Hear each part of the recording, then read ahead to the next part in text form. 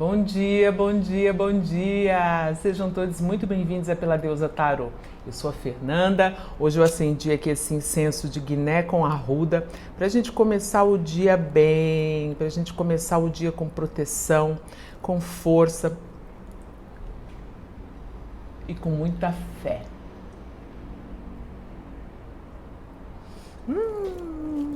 Não é dos mais cheirosos, mas eu adoro, tá?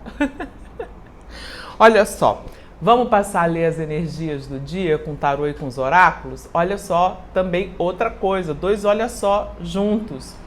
Essa semana, no dia 25, vai acontecer um grande evento astrológico que não acontece há muito tempo. Esse evento se chama o Dedo de Deus. É o Dedo de Deus trazendo uma nova consciência da espiritualidade pra gente. Então fiquem ligados, se vocês puderem passar o dia 25 um pouco mais recolhidos ou fazendo uma meditação, seria maravilhoso, que é para poder baixar todos os influxos juntos com esses downloads que estão vindo aí, tá? São poderosos. Eu não sei explicar muito bem porque não é a minha área, gente. Eu sei um básico de astrologia, tá? Então se vocês quiserem, eu vou deixar aqui, o link para o vídeo onde o Carlos Armite explica bem o que é isso, tá bom? Vamos começar? Vamos começar com o oráculo dos arquétipos, porque eu acho que a ocasião pede. Já senti até um arrepio aqui, tipo,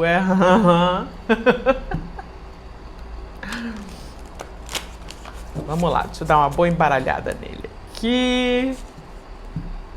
Eu espero que todos vocês estejam bem, com saúde, se cuidando e cuidando de todos.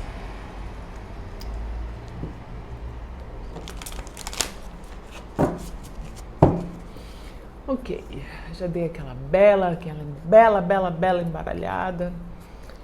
E agora eu vou pedir aqui que a espiritualidade traga pra gente o recado, aquilo que a gente precisa entender sobre todas essas energias que estão atuando sobre a gente no momento, o que a gente precisa olhar. A visão e a sombra. Vocês que me acompanham aqui já sabem que esse oráculo conversa da seguinte maneira. Primeiro ele traz alguma coisa que a gente já viu e aí depois ele apresenta algo novo, certo?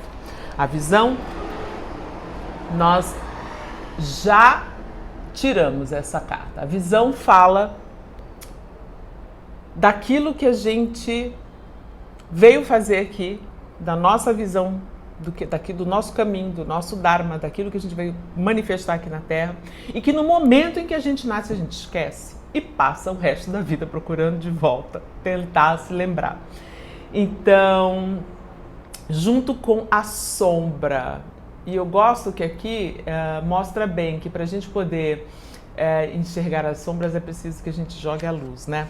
Vamos lá, vamos dar uma olhada? Eu vou pegar de novo aqui a visão para a gente dar uma revisada rapidamente. E aí depois a gente passa para esse arquétipo, que é o arquétipo da sombra. Ok, a visão, the vision. A visão que é um arquétipo de ferramenta, ou seja, é algo que a gente usa, né? 4, qual que é o número aqui? 175, tá, 175.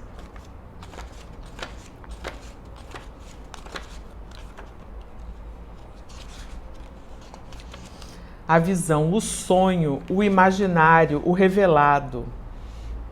É aquela visão única que a gente nasce, mas a gente esquece quando a gente nasce, né? Quer dizer, a gente esquece quando a gente vem aqui para a Terra. É aquela reunião de briefing que eu sempre falo que a gente tem antes de encarnar. Tipo, você vai descer para você aprender essa lição. Com quem que você quer aprender? Eu quero aprender com fulano, quero aprender com ciclano, vamos lá. Você vai aparecer em determinado momento da minha vida e vai me ferrar, que é para eu aprender determinada lição. Você vai aparecer em determinado momento da minha vida, vai me ajudar a me levantar para eu aprender, parará, essas coisas, tá? Essa visão completa. No momento em que a gente sai da barriga da nossa mãe, o véu do esquecimento desce. Quando essa carta vem no seu aspecto de luz, ela traz uma imaginação potente, ela traz as sincronicidades. E aí, quem é que tem? Eu falei sincronicidade e eu vi 3 lindas andorinhas voando ali no céu em forma de triângulo. Ok? Essa última semana, o que tem tido de sincronicidade de sinal do universo aqui tá absurdo. Vamos lá. Confiança também é um dos aspectos luz desse arquétipo. No seu aspecto de sombra, ele traz a desconexão da arte dos sonhos e aquela falta de objetivo. Ó, é linda essa carta, né? Todas elas são lindas. Agora vamos dar uma olhada na sombra.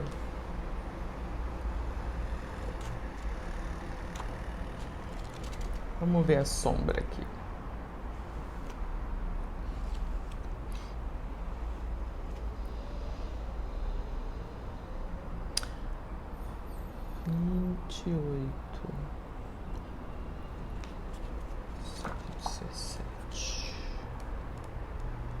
A sombra é um aspecto do ego, do eu, tá? A sombra, aquilo da gente que a gente não fala, aquilo que a gente não abriga, não acolhe, aquilo que a gente nega.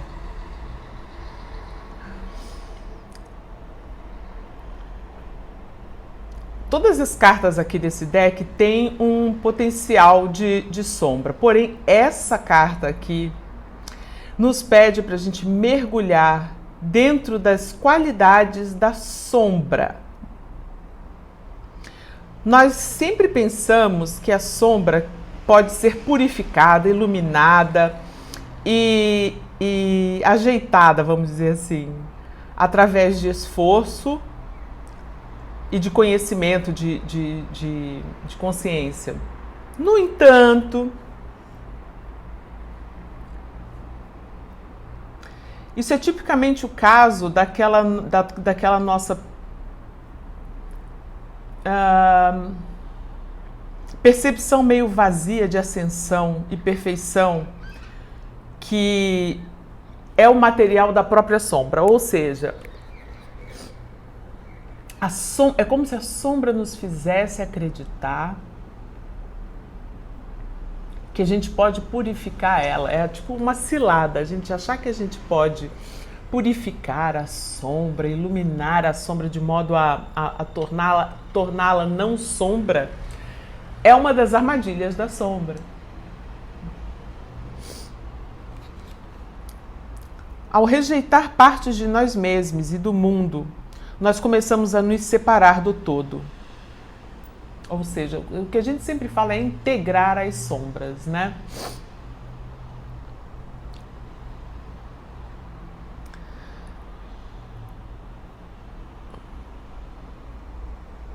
Ao invés de conhecer as qualidades e o conteúdo das nossas sombras, a gente se ocupa de evitar a presença dela, evitar que ela se manifeste, ou seja, deixar ela cada vez mais escondida, mais sombria. Isso é negação. Quando essa carta aparece, é tempo da gente fazer um inventário daquelas coisas que a gente continua negando.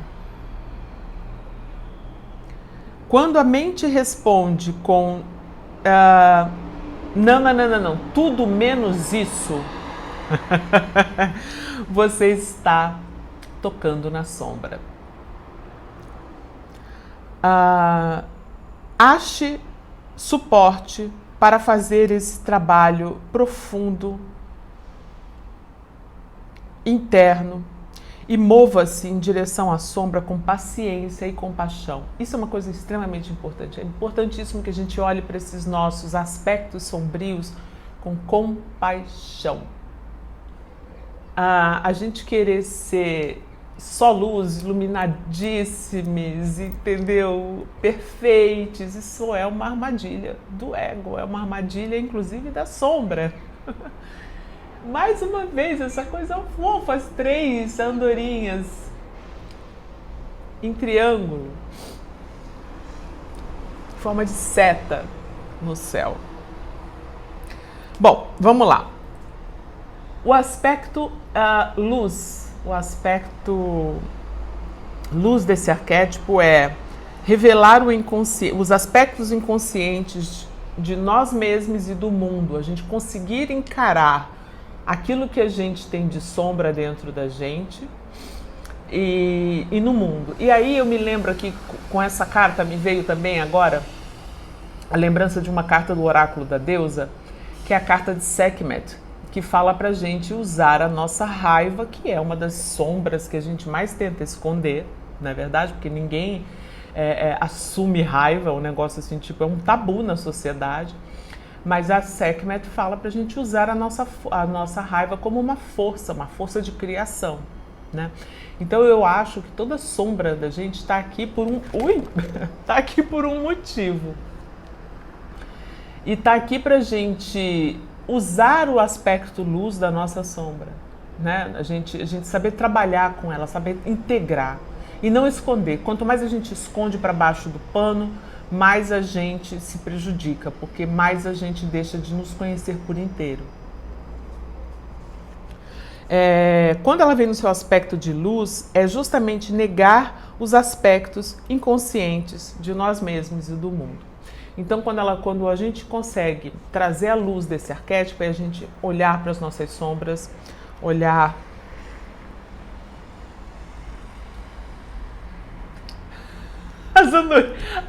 Não são andorinhas, são os periquitos. Olhar para a nossa sombra, encará-las, né? Aspecto luz. Vamos lá.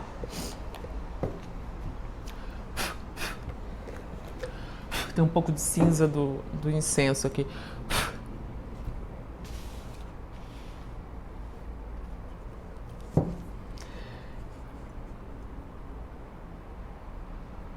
Tá me vindo uma coisa que, assim, muitas dessas sombras que a gente tem e que muitas vezes a gente não encara,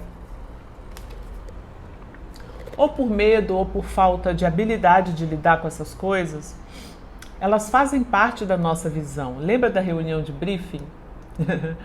Onde a gente escolhe as lições que a gente vem aprender aqui antes de encarnar? Então, muitas dessas sombras são coisas que a gente traz dentro da gente para a gente trabalhar, para a gente usar de uma maneira positiva, vamos dizer assim. E não para a gente ficar eternamente fingindo que elas não existem, ou então falando, não, já transformei em luz. Já transformei em luz aquela sombra. Imagina! Acendi uma vela, respirei, entendeu? Fiz meditação, agora virou luz essa sombra, gente. Não, né? Não. E aí, então, assim, eu tô sentindo que faz parte da nossa visão a gente se lembrar que a gente veio aqui para trabalhar todos os aspectos. Todos os aspectos. Vamos lá, vamos dar uma olhada com o tarô agora. O que a gente precisa? 3 cartas. Vamos lá. Uau. Ó, no coração da questão veio o Rei de Espadas, como força o 7 de paus, que se eu não me engano veio ontem. O 7 de paus apareceu ontem, mas eu não me lembro se foi na leitura para o Conselho dos Signos ou se foi na leitura da energia geral. E como desafio, a Rainha de Espadas invertida. Olha só que a gente tem o casal aqui, hein, de espadas, o rei e a rainha. No fundo do maço, 6 de copas, que é uma volta à infância, que é uma volta à pureza, uma volta a... quando a gente dava e recebia sem interesse, sabe?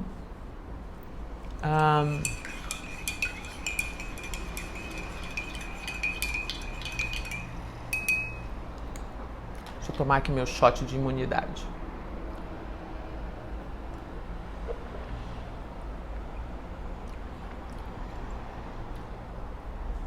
Rei de Espadas no coração da questão. a gente estar no topo de uma montanha e enxergando tudo muito claramente. A gente está em contato com a nossa sabedoria. É como se fosse alguém que estudou, aprendeu bastante e está na posição de usar todos esses aprendizados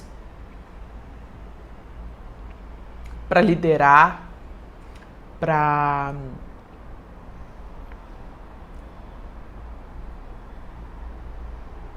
trazer luz, muitas vezes, para muitas questões.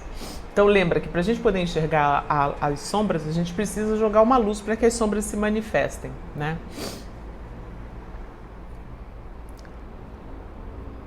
Como força, o 7 de paus é a força da gente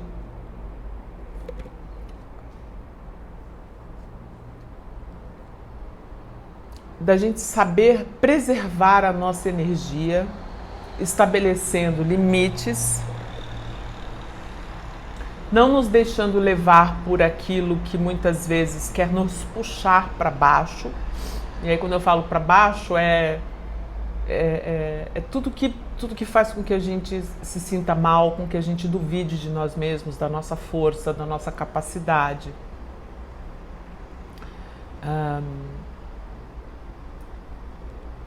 E é a força da gente também estar num lugar onde a gente tem a capacidade da gente se defender, não só energeticamente, mas defender também os nossos pontos de vista, defender aquilo que a gente acha que é o certo. Como desafio veio a rainha de espadas. A rainha de espadas desafiada, ela pode ser uma rainha que traz pra gente um aspecto de falta de foco, falta de compaixão, porque ela torna-se extremamente fria. E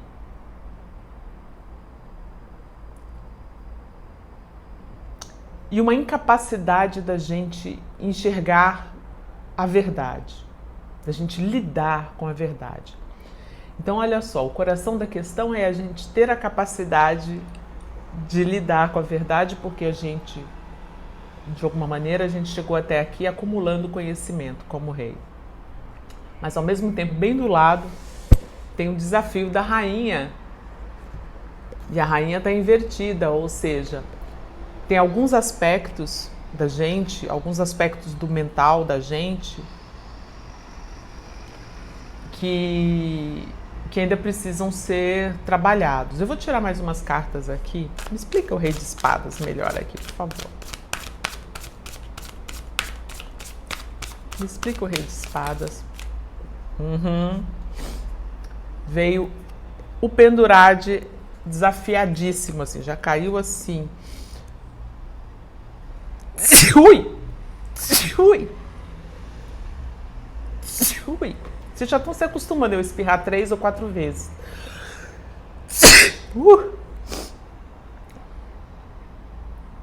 Engraçado que eu dou esses 4 espirros de manhã cedo, depois não dou mais um espirro o dia inteiro. Vamos lá. O Pendurade desafiado aqui. Esse pendurado desafiado para mim é tipo assim, muitas vezes você não querer aprender uma determinada lição. É não querer colocar o seu esforço em entender alguma coisa. É não querer fazer o sacrifício, muitas vezes, de lidar com partes da gente que são sombrias.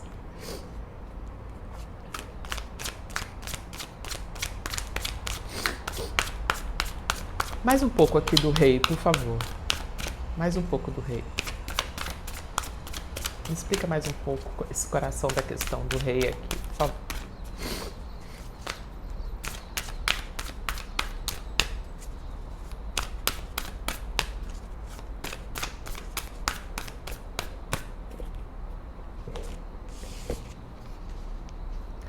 Rainha de paus invertida. Aquilo que a rainha de paus, no seu sentido normal, traz de luz para o mundo, ela é invertida, ela traz a sombra.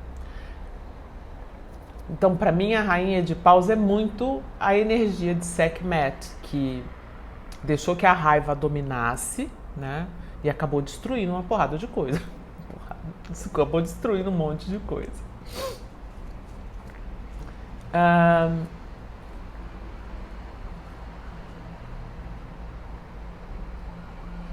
Ela embaixo aqui do pendurade é tipo assim, é como se a gente não tivesse paciência de colocar o trabalho que a gente precisa colocar para a gente obter essa sabedoria. É como se a gente não tivesse, eu não tenho saco para ficar fazendo isso, eu não tenho também saco para enxergar as coisas de uma outra maneira, eu não tenho saco para ver outras opiniões, eu não tenho paciência com pessoas. Sabe a Suzana Vieira falando assim, eu não tenho paciência com gente que está começando? Muito rainha de ouros invertido, a rainha de paus invertido, muito. Agora me explica aqui, por favor, o 7 de paus. Onde que a gente pode achar essa energia? Como que a gente pode obter ainda mais força disso?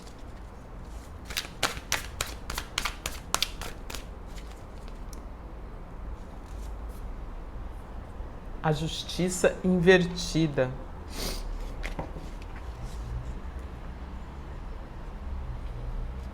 A justiça invertida para mim é a gente entender que muitas vezes as coisas não saem como a gente quer, elas saem como elas devem sair, para que a gente lide com elas. Mais uma. É a gente ter a capacidade também de lidar com as consequências dos nossos atos. Sem mimimi, sabe? Assumindo que sim. E a imperatriz invertida. A imperatriz invertida é a energia feminina no descontrole, sabe? É tipo... é apego, é ciúme, é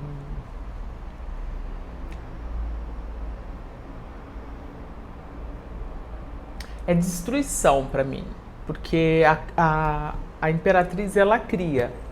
Então, ela vindo, duas dessas cartas aqui vindo como força para explicar esse 7 de paus, para mim é tipo assim, olhem para esses aspectos, porque esses aspectos vão fortalecer caso a gente olhe, ou seja,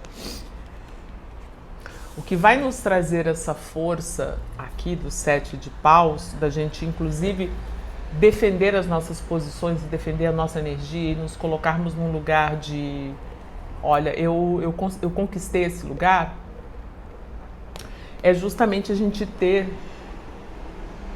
a capacidade de fazer esse trabalho, de olhar para dentro e de descobrir esses aspectos dentro da gente que muitas vezes a gente coloca para baixo do pano. Então, todo mundo tem aspectos negativos da imperatriz dentro de si, porque todo mundo muitas vezes tem ciúme, todo mundo muitas vezes tem inveja, todo mundo muitas vezes duvida da própria capacidade de criação, né? Duvida da abundância. Então, são essas as coisas que eu acho que a gente precisa olhar para que a gente tenha cada vez mais força. Agora vamos dar uma olhada aqui.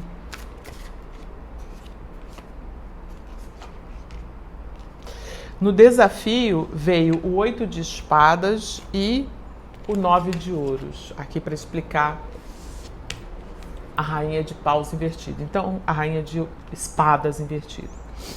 Então, assim, é a gente se libertar daquelas ideias que a gente, em algum momento, tomou para si mesmos, assim, tipo, a respeito de nós mesmos ou a respeito do mundo como um todo.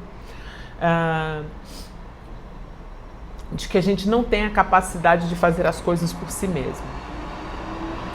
O 9 de ouros é uma carta que fala exatamente disso, da gente ter a capacidade de fazer as coisas por nós mesmos, de ir lá trabalhar e conseguir pagar os boletos, de conseguir criar alguma coisa para nós, de conseguir alcançar a nossa estabilidade no mundo com o nosso esforço próprio, sem depender de ninguém, né? E de estar bem com isso. Então, deixa eu fazer um resumo aqui, porque a leitura acabou ficando um pouquinho longa.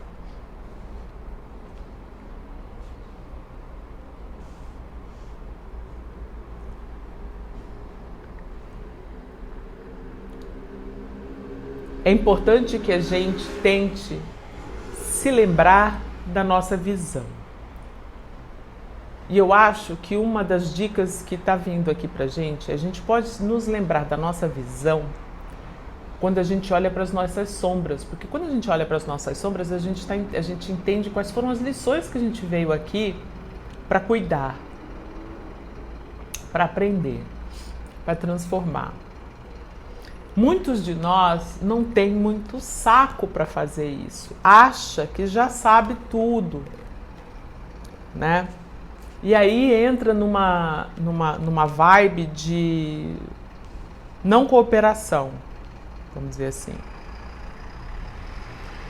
A nossa força, aquilo que a gente tem para nos apoiar aqui é a gente aceitar as lições que vêm, por mais duras que elas pareçam ser, e reverter uma posição meio de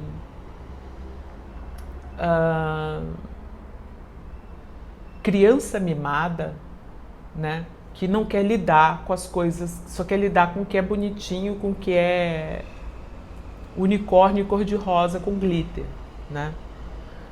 Essa carta aqui da Justiça é uma carta que fala de sombra e luz. É uma carta que fala que a gente veio aqui para a gente olhar para os dois aspectos, para a gente equilibrar os dois aspectos. E a gente só equilibra quando a gente olha, quando a gente coloca na balança. Não adianta a gente ficar colocando na balança da justiça só o que a gente tem de bom e deixar ali embaixo do sofá o que a gente tem de ruim, bem escondidinho embaixo do tapete, guardado numa gaveta, enfim, um cofre.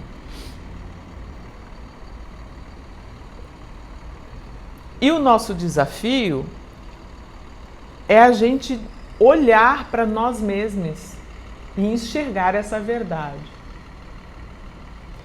E eu estou sentindo muito assim, não buscar essa verdade fora, buscar essa verdade dentro. Buscar olhar para nós mesmos com muita sinceridade.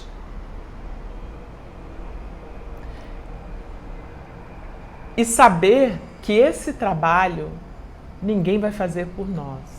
Nós temos que fazer por nós mesmos. É isso que eu tenho para hoje, gente. Eu espero que vocês tenham curtido. Fiquem comigo para o conselho para os signos. Beijos!